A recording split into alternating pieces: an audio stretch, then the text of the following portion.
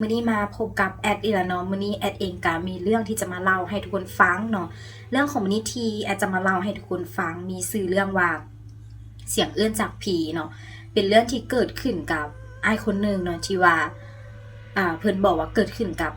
ครอบครัวเพิ่นเองและกว่าที่ว่าเพิ่นจะ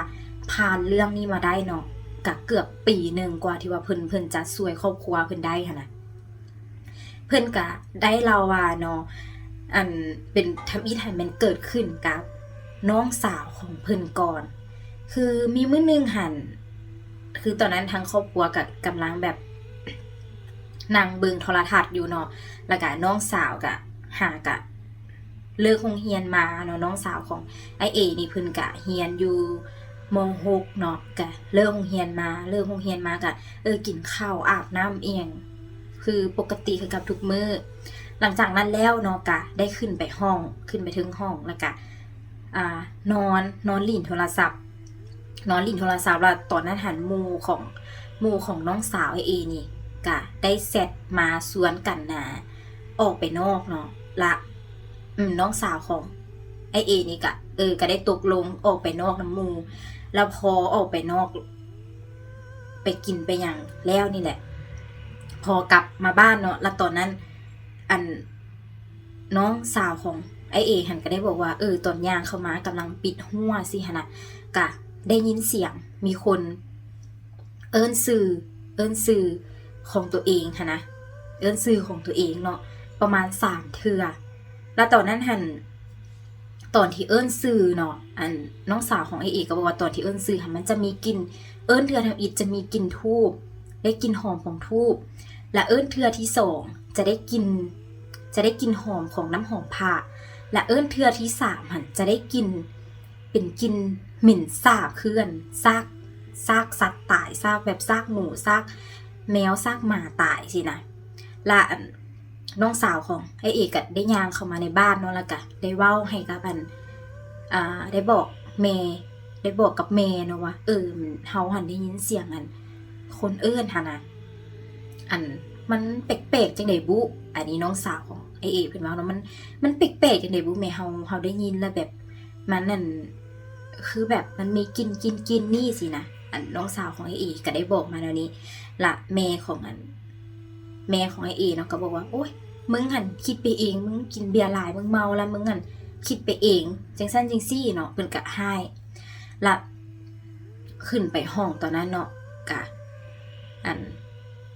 น้องสาวของไอเอหันอยู่ๆก็แลลงมาขึ้นไปห้องได้แป๊บนึงแล้วก็แลลงมาแล้วก็บอกกับไอเอว่าเฮาอยู่บ่ได้นะห้องมันเหม็นโพดเหม็นแท้เหม็นว่าเหม็นจนอยู่บ่ได้สินะแล้วไอเอกก็ถามว่าอ้าวห้องมึงก็อยู่แต่ละมื้อสิเอาใส่มาเหม็นมึงบ่เมียนติเป็นหยังเสียน่ะเพิ่นเว้าแล้วน้องสาวของไอเอกก็บอกว่าโอ๊ยบ่เชื่อจะลองขึ้นไปเบิ่งว่ามันเหม็นคือไผเอาหนูเอาแมวเอาหมาตายมาไว้ห้องเฮานี่แหละแล้วตอนนั้นน้องไอเอกก็ย่างขึ้นไปถึงห้องเข้าไปห้องของน้องสาวเบิ่งบ่ได้กินหยังไดไอเอกบอกว่าตอนนั้นบ่ได้กินหยังแต่ว่าน้องสาวของไอเอกหั่นน่ะ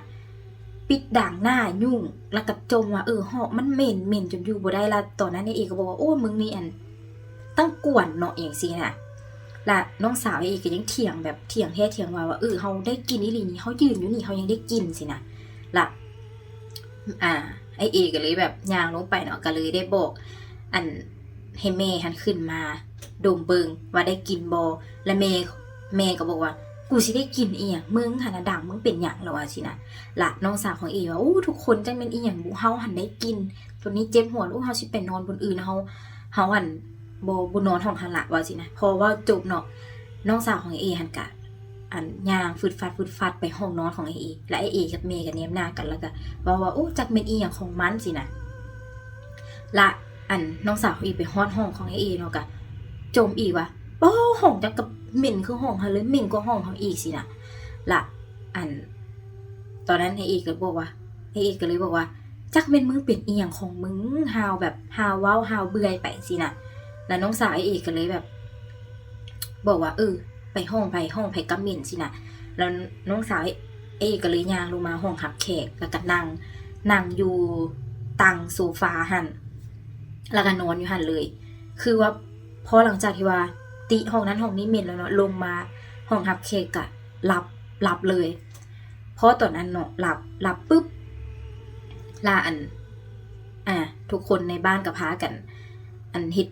เวียกอยู่ในเฮือนปกติหั่นแหละบางคนก็เฮ็ดหั่นเฮ็ดนี่ไปตามภาษาแบบแต่ละคนอยู่บ้านคือแต่ละมื้อหั่นแหละแล้วตอนนั้นประมาณ9 โมงบ่แม่นประมาณ11 โมงอยู่ๆน้องสาวของไอ้เอก็ซักขึ้นละแม่ของไอ้เอก็ฮ้องขึ้นว่าเอ้ยมาเบิ่งน้องนี่น้องเป็นอีหยังนี่ซักอยู่สินะทุกคนเป็นห่วงก็พากันแล่นมามีไอ้เอมีพ่อแล้วก็มีแม่ตู้เนาะแม่ตู้กับพ่อตู้หันย่างมาพ่อตู้กับแม่ตู้ย่างมาแล้วก็มาจับเบิ่งน้องสาวไอ้เอหั่นน่ะละแม่ตู้เนาะจับเบิ่งมือน้องสาวไอ้เอหั่นเย็นแล้วก็เหงื่อออกแล้วก็ซักแล้วก็ปลุกแล้วก็บ่ตื่นสินะขาหันแข็งแต่ว่าตูทางเทิงหันดีนซักสินะแล้วแม่ตู้ของไอ้เอก็บอกว่ามันบ่แม่นแล้วนี่มันบ่ถึกเครื่องก็ถึกผีกวนจังซี่นะลาตอนนั้นเนาะไอ้เอแล้วก็บ่เชื่อทำนี้แล้วบ่เชื่อเรื่องแบบนี้ไอ้เอว่าอู้ตูเจ้าก็เว้าไปมันสิแม่นจังซี่นะบ่แม่นมันไปกินเหล้ากินเบียร์มาละมันกินอีหยังผิดบ่หรือว่าหมู่มันวางยาว่ามันจึงเป็นแนวนี้สินะแล้วตอนนั้นแม่ตู้ก็บอกบ่มั่นใจเลยเพราะว่ามื้อเย็นแล้วก็เหงื่อออกสินะแม่เลยเหงื่อกับตีนเย็นแล้วมันแม่มันเกี่ยวกับทางนี้เลยสินะแม่ตู้บอกว่าไปพาไปหาย่าพ่อเพิ่นพุ่นสินะแล้วตอนนั้นไอเอกกับเพิ่นอยากพาไปได้ไอเอกบอกว่าพาน้องไปห้องหมอก่อนละแม่ตู้บอกบ่เชื่อกันแล้วแต่บ่เชื่อไปห้องหมอรถหมอกวดออกมาบ่ฮู้ว่ามันจะบ่มีผลหยังโลดสินะจะกวดออกมาบ่อาจจะกวดมาปกติสินะแล้วตอนนั้นไอเอกก็พาน้องหันไปห้องหมอแล้วก็หมอก็ก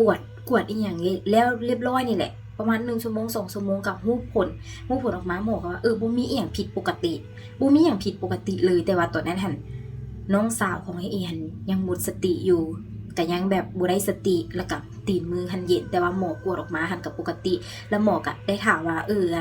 น้องหันมีอาการแบบว่าเป็นโรคซึมเศร้าบ่หรือว่าผิดกันกับคนในครอบครัวบ่หรือว่ามีคนที่แบบมีความคิดบ่ละไอ้เอเนาะก็บอกว่าน้องตัวเองหันบ่ได้มีความคิดอีหยังเพราะว่าปกติอยู่เฮือนสิก็ก็น้องกับมวนก็เป็นลิ้นอีหยังจังซี่หั่นน่ะพอฮู้ผลออกมาว่าทุกอย่างปกติเนาะไอ้เอก็เลยคิดหาคำเว้าของแม่ตู้เนาะก็เลยกลับบ้านไปแล้วก็เว้าบอกให้แม่ตู้ฟังแล้วแม่ตู้ว่ากูบอกมึงแล้วบ่เชื่อตัวนี้ให้ไปหายาพ่อสินะละไอ้เอก็เลยถามแม่ตู้ว่าให้เฮาพาน้องไปหายาพ่ออยู่ไสสิแล้วแม่ตู้กับเพิ่นก็พาไปเนาะพาไปแล้วก็ยาพ่อเพิ่นก็ยาพ่อเพิ่นก็เฮ็ดน้ำอีหยังให้นี่แหละมีสูตรรดน้ำแล้วก็ผูกคอต่อแขนสินะละยาพ่อเพิ่นก็บอกว่ามีแนวบ่ดีมากวนนี่นะเพิ่นไปเฮ็ดอีหยังมาสินะแล้วตอนนั้นไอ้เอเพิ่นก็บอกน้องเฮาก็บ่ได้ไปเฮ็ดหยังมีแต่มื้อนี้หันอยู่ๆก็เป็นเอาซื่อๆหยังสินะแล้วยาพ่อเพิ่นก็เพิ่นก็เฮ็ดหั่นเฮ็ดนี่ให้เฮ็ดพิธีเฮ็ดหยังให้แต่ว่าก็บ่ได้ช่วยอีหยังหลายยาพ่อเพิ่นว่าน่าจะถึกเครื่องถึกของบ่เพราะว่าเฮ็ดปานนี้แล้วน้องลูกก็ยังแบบบ่ได้สติสินะจนแบบว่าไอ้เอหั่นก็ได้มาถามกลับบ้านมาถามแม่ตู้สินะเพราะว่าตอนนั้นหั่นแม่ตู้เพิ่นบ่ได้เป็นน้ำแต่ว่าเป็นพอตู้เป็นน้ำแล้วพอตู้เพิ่นฮู้นะกลับบ้านมาหาแม่ตู้แล้วแม่ตู้เพิ่นก็บอกว่าตัวนี้หั่นมีแต่อาจารย์เดียวที่จะไปถามเพิ่นเบิ่งสินะแต่ว่าตอนนี้มันดึกแล้วสิบ่ฮู้ว่าเพิ่นหันสิรับบ่สินะพอไอ้เอเพิ่นนั่นขึ้นรถเนาะพาน้องขึ้นรถแล้วขี่รถไปฮอดปึ๊บเนาะไปฮอดบ่อนั้นสำนักของอาจารย์นั้นหั่นก็เห็นอาจารย์นั้นหั่นนั่งอยู่หน้าสำนักท่าล่ะแล้วก็เพิ่นก็ยิ้มเลยเพิ่นก็ยิ้มแล้วตอนนั้นน้องสาวของไอ้เอหั่นก็ได้สติอยู่ๆก็ตื่นพึบขึ้นมาเลยแล้วก็จ้องตากับอาจารย์เพิ่นหั่นอาจารย์เพิ่นก็บอกว่าพาน้องเข้ามานี่แล้วตอนนั้นน้องของไอ้เอหั่นบ่เข้าไปได้แบบยืนจึ้งสิเลยแบบจึ้งตาแบบบ่เข้าไปล่ะ ไอ้เอกกับพยายามดึงจังได๋ก็บ่เข้ารู้สึกว่าเอ้ามีหยังน้องสาวตัวเองตัวน้อยๆซำนี้นึงเป็นหยังคือดึงบ่ไปสิหั่นน่ะละอันอาจารย์เพิ่นก็เลยเอาฝ่ายแดงหั่นออกมาเนาะมามัดแขนปึ๊บละน้องสาวของไอ้เอหั่นก็กัดแขวใส่แล้วกดสิหั่นน่ะละอาจารย์เพิ่นก็หายออกไปนะมึงบ่ต้องมาแนมหน้ากูแนวนี้แบบนั้นสิเนาะละอันฮอดตอนนั้นเนาะไอ้เอหั่นจึงดึงน้องสาวหั่นเข้าไปในหั่นได้แบบง่ายๆเลยและอาจารย์เพิ่นก็เฮ็ดพิธีแล้วน้องสาวของไอ้เอหั่นก็ร้องขึ้นมาร้องด้วยความเจ็บปวดแบบคือว่าถึกน้ำมนต์ถึกน้ำร้อนถึกอีหยังสาดถึกน้ำกรดสาดเนี่ยแล้วจนแบบพิธีแล้วไปหมดอาจารย์เพิ่นจึงบอกว่าอันน้องสาวโตนี่แม่นถึกความหมายว่าถึกวิญญาณบ่ดีมากวนน่าจะเป็นเครื่องของที่ว่าเขาเฮ็ดเขามาปล่อยออกมาแล้วว่าน้องตัวไปถึกสิหั่นน่ะให้ระวังเด้อทุกๆวันศีลนี้ให้เข้าวัดก่อนสินะตอนนี้ก็กลับบ้านเองได้ปกติแต่ว่าวันศีลนี้ต้องได้เข้าไปวัดก่อนเพราะว่าแม่ก็ความหมายว่าจิตของวิญญาณยังอยู่ในตัวของน้องสาวไอเออยู่พอแบบสวยน้องอย่างแล้วเนาะกะไอเอเพิ่นก็ว่าประมาณ 2-3 เดือนผ่านไปเนาะกะเมตู้เป็นแบบเดียวกันกับกับน้องสาวเลยกะได้ไปหาอาจารย์เพิ่นประมาณอีก 2-3 เดือนต่อมากะเป็นพอตู้เป็นอีกแล้วกะพอตู้เศร้าแล้วกะเป็นแม่เป็นอีกสินะละไอเอเพิ่นก็เลยแบบเพิ่นย่านเพิ่นก็เลยแบบบอกอาจารย์ว่าให้เบิ่งว่าบ่แม่นอยู่เฮือนมีแบบมีของมีหยังบ่สิหั่นน่ะละ